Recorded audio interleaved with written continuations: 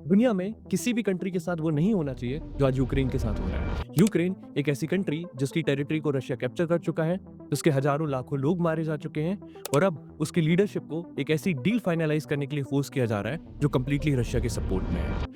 Ukraine जैसे लगता था कि वेस्टर्न कंट्रीज उसका सपोर्ट करेंगी, उसे नेटो की मेंबरशिप और लॉन्ग टर्म सपोर्ट भी प्रॉमिस किया गया था। शुरू में ये सारी चीजें बहुत टेम्पटिंग लगी थी, लेकिन अब समझ आ रहा है कि यूक्रेन की सबसे बड़ी मिसकैलकुलेशन आज यूक्रेनियन सोल्जर्स ने करेज और ब्रेवरी की कोई भी कमी नहीं छोड़ी है। लेकिन प्रॉब्लम ये है, सिर्फ करेज और ब्रेवरी मॉडर्न टेक्नोलॉजी और सोफिस्टिकेटेड वेपन्स का सब्स्टिट्यूट नहीं हो सकती है। आज फ्रंट लाइन पर यूक्रेन को मैसिव लॉसेस फेस करने पड़ रहे हैं। आज मैन पावर की शॉर्टेज है, वेपन्स की शॉर्टेज है और रशिया रिलेंटलेसली अटैक किए जा रहा है।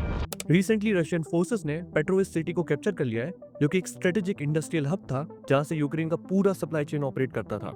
इस सिटी का फॉल रशिया के लिए 2024 के बाद सबसे बड़ा टेरिटोरियल गेन था। रशिया का गोल क्लियर है, उसे पूरा डोनबास रीजन कैप्चर करना है। फिलहाल यूक्रेन के पास सिर्फ 10% डोनबास रीजन कंट्रोल में है। और अब डोनाल्ड ट्रंप यूक्रेन को एक ऐसी पीस डील साइन करने के लिए फोर्स कर रहा है जो कि कंप्लीटली रशिया के सपोर्ट में। इस डील के अकॉर्डिंग यूक्रेन को ये एक्सेप्ट करना पड़ेगा कि डोनबास रीजन रशियन टेरिटरी है। साथ ही यूक्रेन को नेटो की मेंबरशिप ज्वाइन करने का आइडिया ड्रॉप करना पड़ेगा।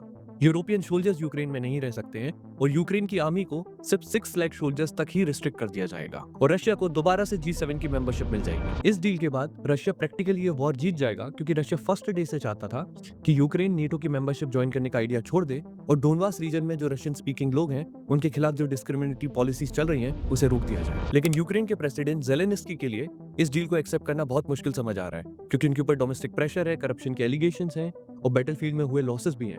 सब मिलाकर उनकी पोजीशन कमजोर समझ आ रही है। बदले में यूक्रेन को बहुत ही वेग सिक्योरिटी गारंटी मिली है। प्रैक्टिकली कहा जाए तो उसका फ्यूचर बहुत अनसर्टेन है, क्योंकि उसकी मिलिट्री पे रिस्ट्रिक्शंस लगा दिए गए हैं, उसकी नेटो की मेंबरशिप का सपना टूट चुका है और अब वेस्टर्न कंट्रीज की आर्मी भी उसकी टेरिटरी में नहीं आ सकती है।